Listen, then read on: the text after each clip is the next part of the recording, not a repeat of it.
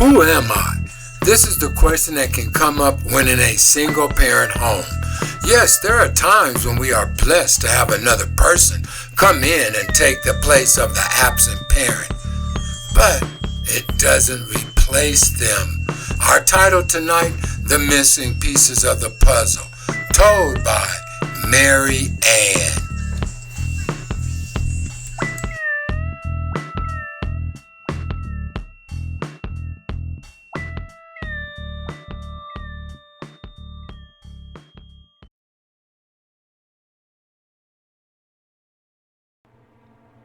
The missing piece of the puzzle has been put in place.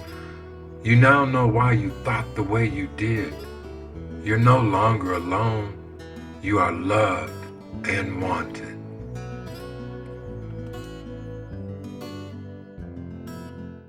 Well, this interview is kind of important to me because it's about my little girl who was raised without a father, and I'm her father. So it's going to be a little rough for me, but she wants to tell her story. So here she goes. Well, hello, MaryAnn. How you doing? I'm good, and you, Dad? I'm doing simply fantastic, and thank you for asking. I know today we're going to talk about how it was growing up without a parent in your life, specifically without your father as you were growing up. So as we get started here, could you just give us a little background on where you grew up, schools you went to, things of that nature, please? I was born in Colorado. I grew up, you might be familiar with the area, like off of 36th in York. Yeah. And I went to Harrington Elementary for kindergarten, Annunciation for elementary and middle school. And for high school, I went to East, home of the Mighty Angels. Okay, well, you know your daddy's an angel too. He's an angel too. Okay. Okay, so what I would like to get into and educate me as we go as well.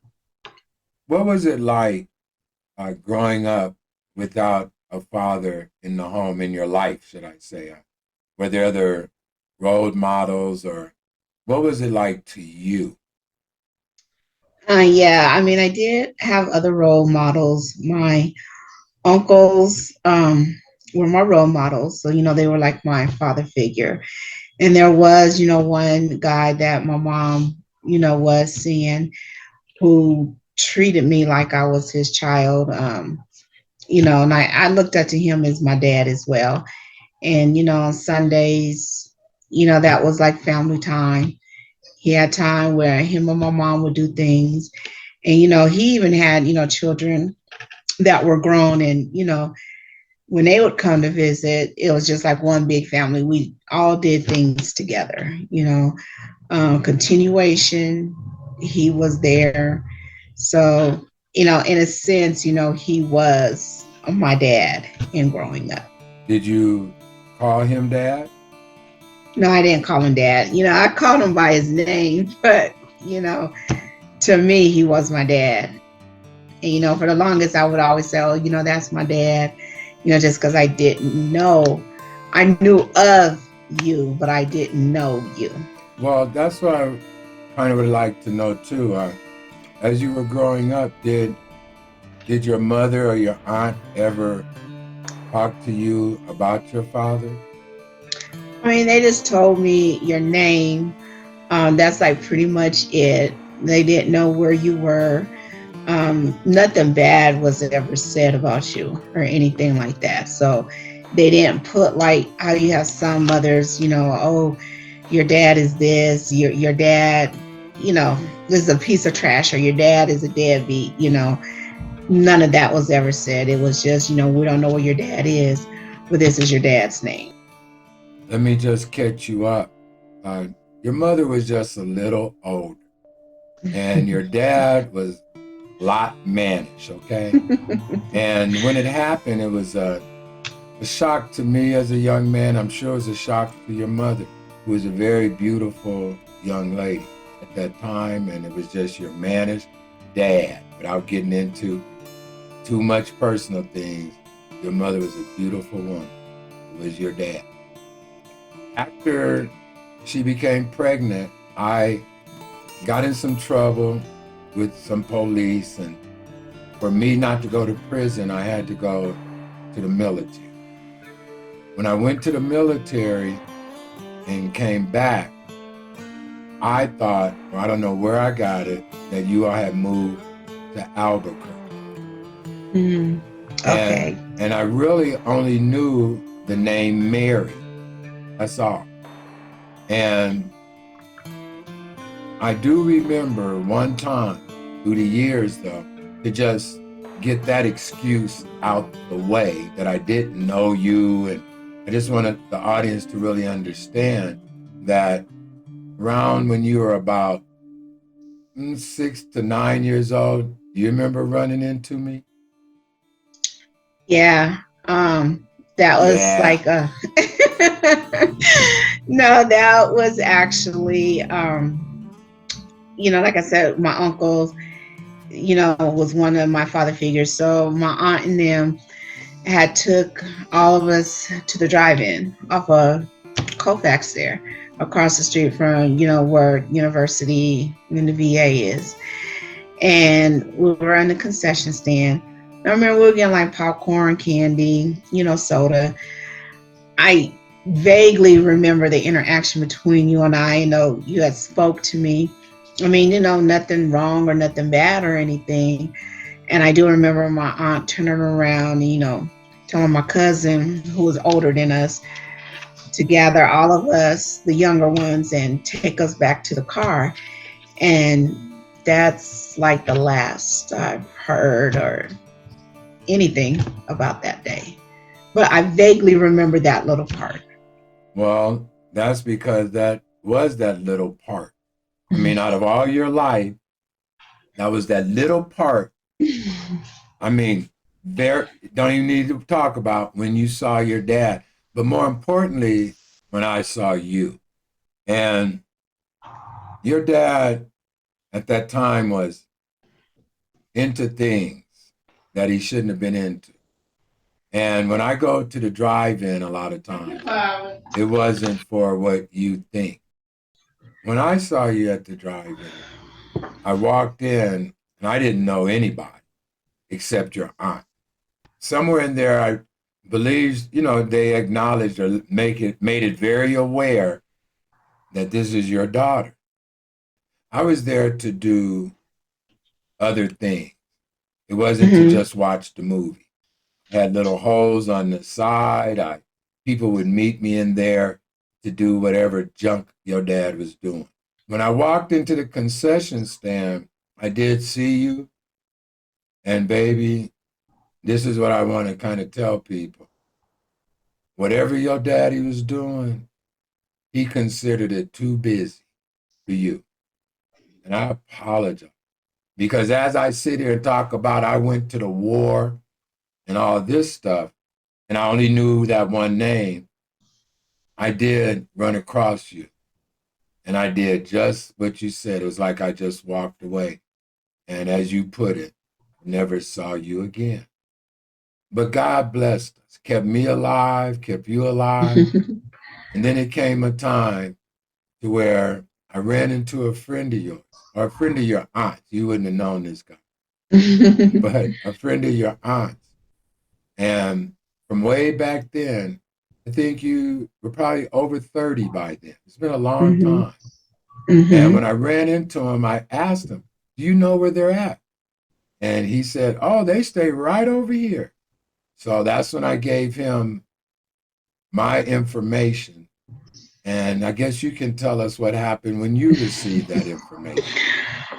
Yeah, it's like I had already been like trying to find that other side of my family, like your side of the family and like you, because I had a thyroid condition and I didn't know where it came from, or why it was even happening. So I had just like started looking because I was like, well, it's not on my mom's side, so it has to be on my dad's side. That's the only other thing that could explain it. So I went to work, and I pulled up my email. And before I was going into a meeting, I happened to see the email from my aunt. And, when I opened it, she said, your dad is trying to reach you. I have his information. Contact me if you want to talk to him. I went ahead and did my meeting, but all in the meeting, I'm thinking, like, well, why now? What's going on? Is this for real? It was just a lot of things that were going through my mind. Let me interrupt right here. All these things going through your mind when you were growing up, right before this time. How did being without me? How did that leave you thinking as a young girl, a young lady, to not have your father? You just had the thoughts of, why wasn't I wanted, or was I not good enough? Like, why was I abandoned? What was wrong with me? Or, just a lot of things. As a child, you think of things and not realizing that there's nothing wrong with you for whatever the circumstances or the reason was, you know, that other person just wasn't in your life. And of course, it can raises, as some people say, daddy issues, for girls, because then you tend to look, well, not look, but you tend to get with people who may have the same qualities, like, I always want to run away, don't want to be committed, because that's how you feel and that's what you think. So in your mind, you're thinking that that's a normal or healthy relationship, that it's okay for people to walk out on you. So you kind of just build, I guess, that skin around it. Okay, this is normal when it's not normal. If that makes sense. So yeah, and I think that's where a lot of the daddy issues, come in for women. And, you know, men probably have the same issues too, just because they don't have that father figure to go to talk about manly things. It's like you wanted to know, but you didn't want to know. So when I reached out to you, you were apprehensive about calling me, or was it? Do you think it was a fear, nervousness, or you just didn't want to get involved, or? I think for so long, if anybody was to ask me about my dad, I'd be like, I don't know where he's at. I don't know my dad, you Mm. know. Um, so I guess that just have became my standard answer. I don't know. I don't know where he's at. So when the email came, yes, it was, I think it was kind of like a sign of relief. At the same time, like, well, why? You know, um, but I believe God, heard my silent cry, or my silent plea, and he, made that happen. What was You your know, silent plea that I he just made want happen? I just wanted to know, my other family. I wanted to know, was this thyroid disease from that side of the family? Did I have other brothers and sisters out there?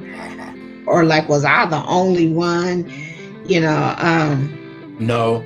it was, I think it was just, a lot that I wanted to know. And I guess a lot for me, I just wanted the answer of, why?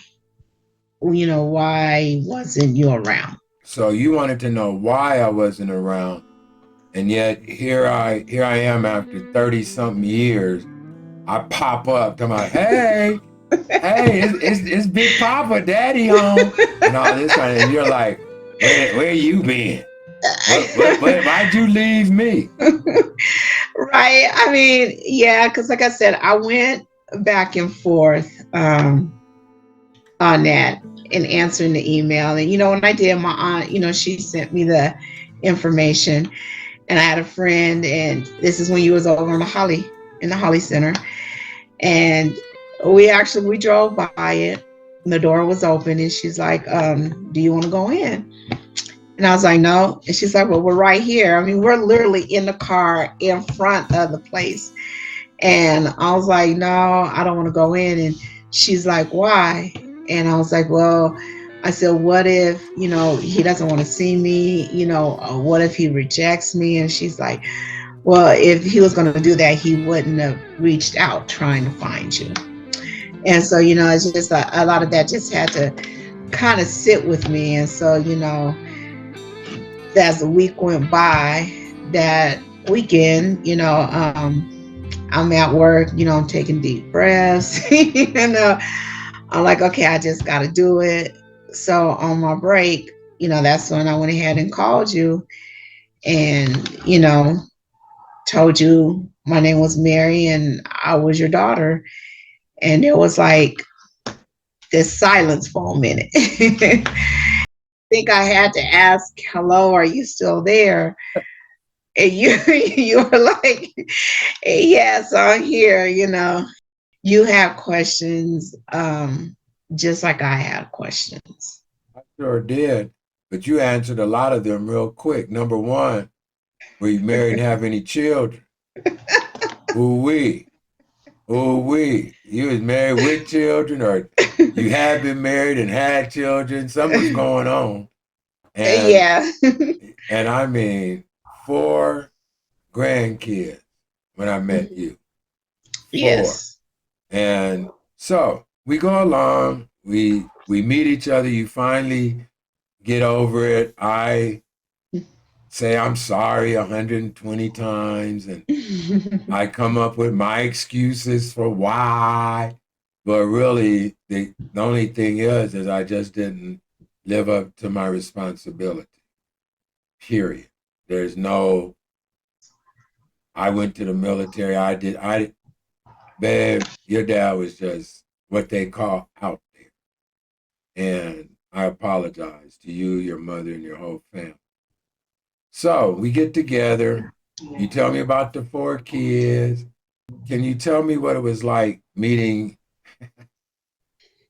your other sisters, your other brothers, your other mothers? Just because you were raised an only child, right?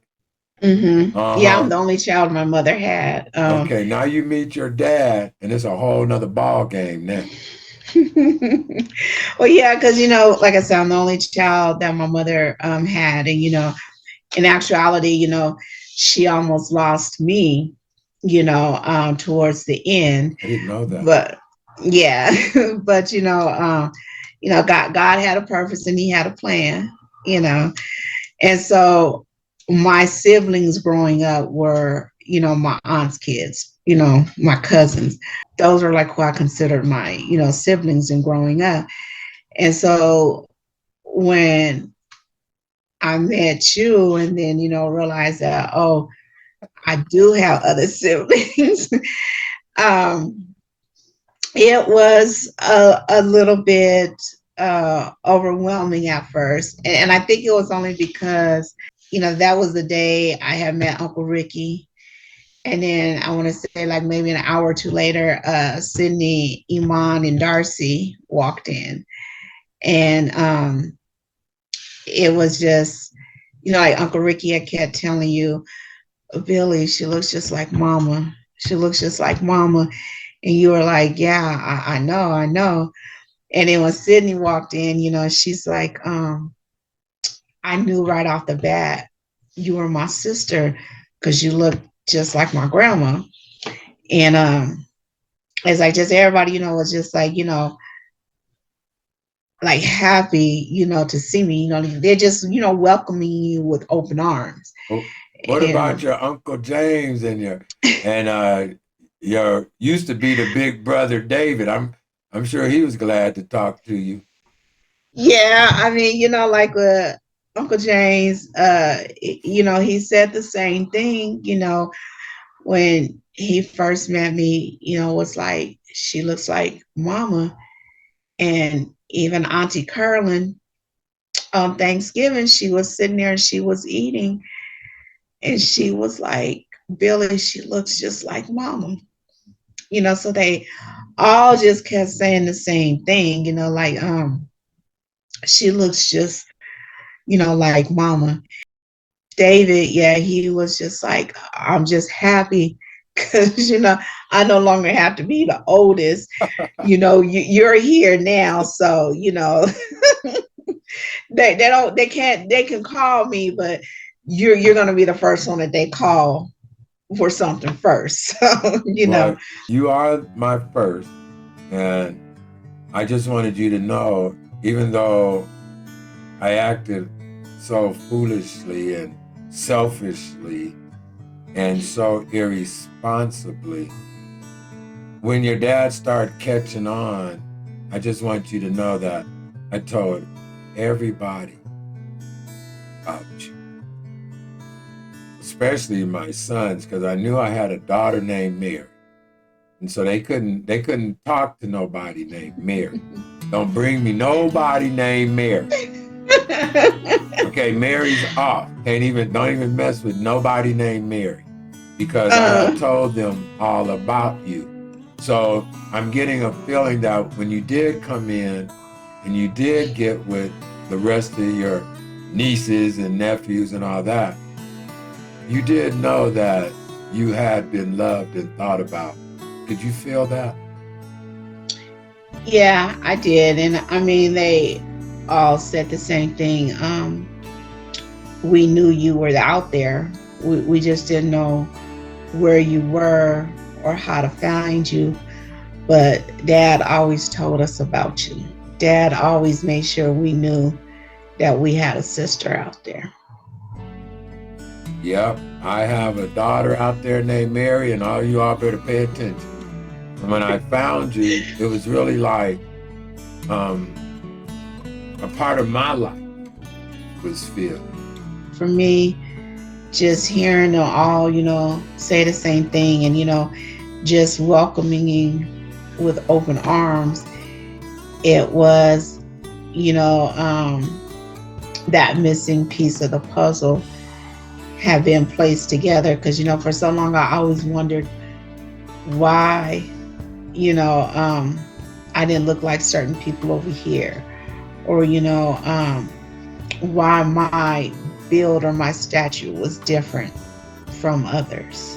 Um, why I did things, a little differently. You And you it was know nothing bad, but you know the reason you do things a little different because you know your dad's a little touched, right?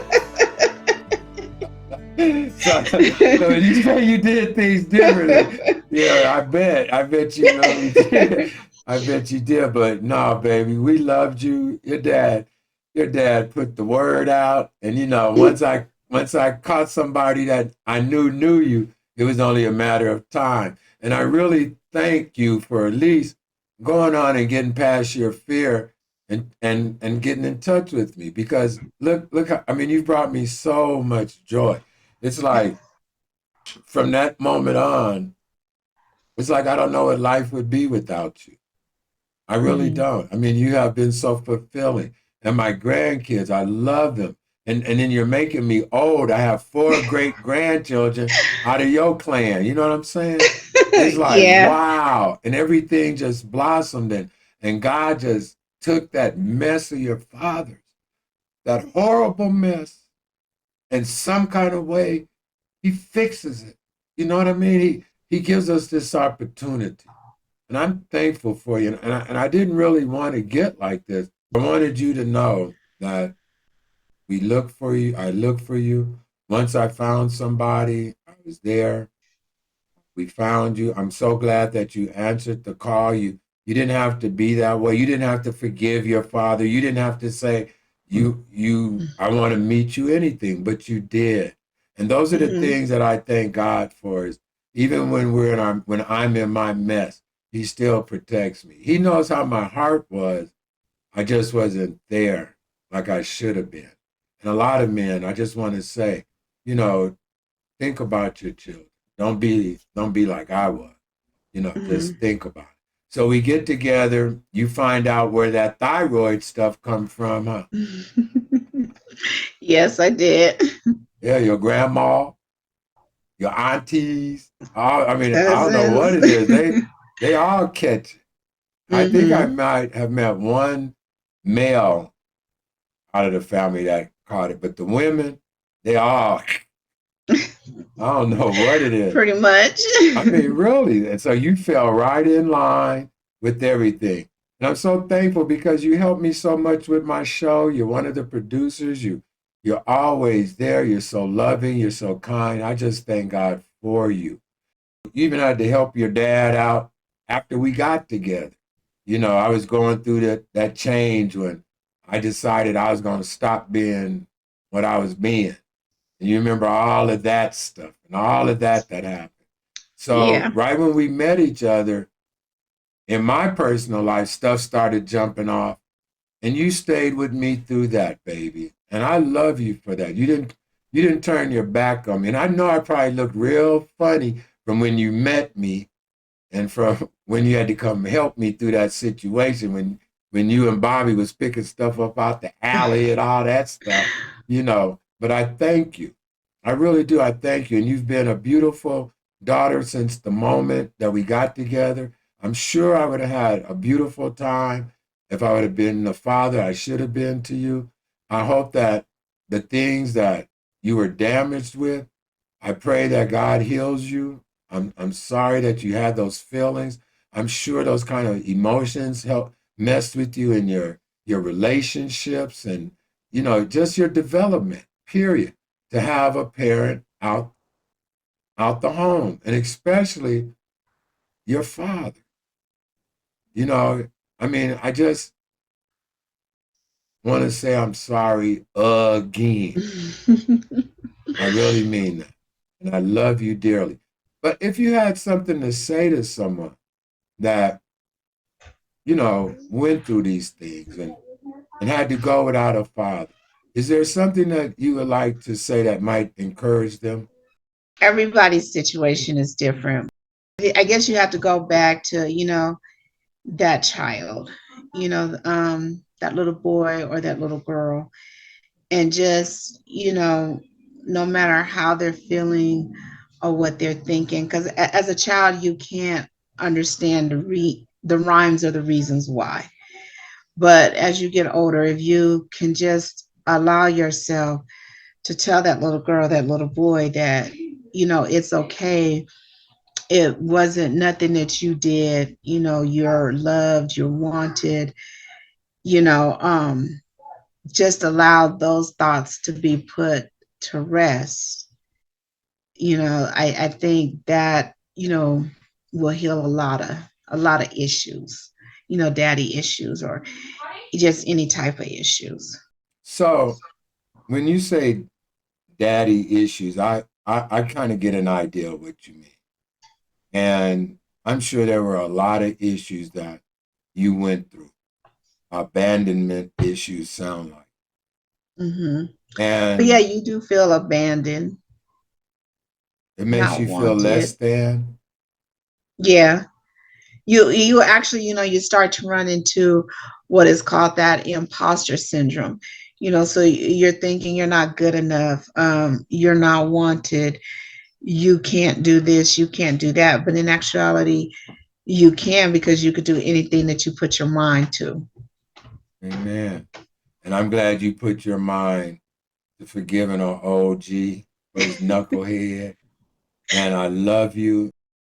Are you feeling all right being with your new family? Yeah, I mean, we have our ups and our downs, our disagreements. I mean, I may not always agree with what you say, you may not always agree with what I Oh, we say. had one this morning. Oh yeah, we had one this morning. And I'm standing firm on mine because you all weren't right. I'm not gonna tell the story right now, but you weren't right. You the oldest. And that was cold blooded what y'all did to your daddy. But But go ahead, I'm gonna listen. I mean, and I think like, like when we first met, I know there was some things, you tried to like tell me to do, like I'm your dad, like on here. And I think, kind of like in my head, it was like, I was like 30 some years old. I was like, I'm 30 plus years old. You can't raise me now, Amen. so, That's true. you know, um, but I think, we just had to work through things. And I think, once we find our common ground, we're good. And, like I said, we don't always agree on things. We don't see eye to eye. Um, but, I guess that's just what makes us human. And, like I always like tell my kids, you don't get to pick your family. God picks your family for you. So you learn to deal with it and roll with the punches. I love my family. I mean, every family has its issues. I love my family. For me, it's like it's okay. I can tell that little girl, your dad does love you. You know, your family loves you. You're wanted. It's just things didn't work out the way that you felt they should have worked out or the way you wanted it to work out. So that little girl, she could be at peace with that. Amen. But can I just share this? It was nothing for you to work out. You were the baby. Mhm. That was my responsibility to work it out. And dropped the ball. Again. Your daddy got dropped the ball stories up to here. Okay. Okay. But as long as love you. And that, I'm sure you've been around long enough and been around enough to know that we all knew about you. I just didn't know how to get to you. And I praise God that we're together. So, my darling, now that you got me all clowny on the show and everything, is there anything else you would like to talk about your dad? No, Dad, I love you, Dad. I mean, like I said, we have our agreements. We're gonna agree to disagree. Yes, yes, yes. I'm agreeing to be a better father to you, to my grandkids, and to my great grandkids until the Father takes me. Okay, baby. Okay, Dad. I thank you. You're welcome, Dad. God does things all in His timing.